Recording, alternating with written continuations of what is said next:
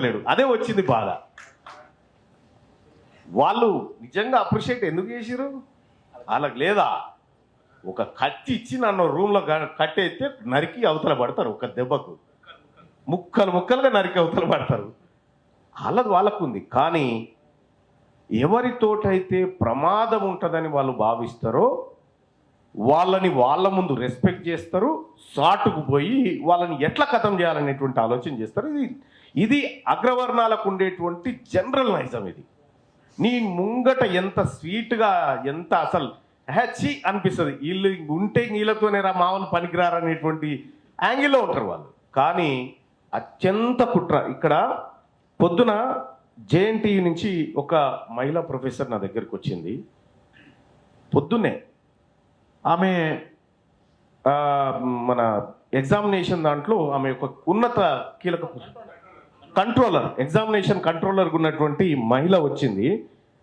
విషయం ఏంటంటే ఆమె ఫస్ట్ ఒక మహిళ ఆ స్థాయికి బీసీ మహిళ రావడమే ఫస్ట్ టైం. వచ్చినటువంటి మహిళను ఎవరో ఎక్కువ మార్కులు వేస్తుంది, డబ్బులు తిన్నారనేటువంటి ఆరోపణలతోటి ఎవరి మీద ఆరోపణలు వస్తే వెంటనే కమిటీ ఫామ్ చేసి ఈమెను తీసేసిరు. ఆడికి వెళ్ళి ఏమైంది సార్ నన్ను ఇట్లా తీసేసిరంటే, లేదమ్మా ఏదో జరిగినట్టుంది, ఎంక్వైరీ చేస్తే కమిటీ రిపోర్ట్ ఇచ్చినాక చేయాలిగా. అవి లేకుండా తీసి పారేసారు, పక్క తీసి పారేసి 2 నెలల నుంచి ఆమెను దింపుతా ఉన్నారు బీసీ. నేను ఇలా బీసీకి ఫోన్ చేసి మంచి రిక్వెస్ట్గా మీరు చేయాల్సిందే, లేకపోతే అంటే ఆమె సార్ పంపించండి సార్ చేసేస్తామని పోయిన తర్వాత నాకు కూడా పొలిటికల్ ఇన్ఫ్లుయెన్స్ ఉందని చెప్పిండట ఆయన. నా ఇన్ఫ్లుయెన్స్ ఎట్లుంటుందో రేపు ఆడికి పోయి చూపిస్తా. కానీ అయితే విషయం ఏంటంటే ఒక బీసీ ఓడు గా స్థాయికి వస్తేనే ఓర్చుకోక ఎంత పెద్ద కుట్రలు చేస్తున్నారో చూడండి.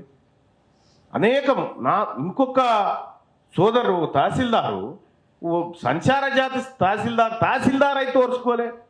ఓ రెడ్డి ఆయన డిప్యూటీ తహసీల్దార్ ఉండి ఏసీబీకి పట్టించింది నేను ఆయన కింద పనిచేయాలని. ఇంత కుట్రలు కుతంత్రాలతోని మీరు ఉంటారు.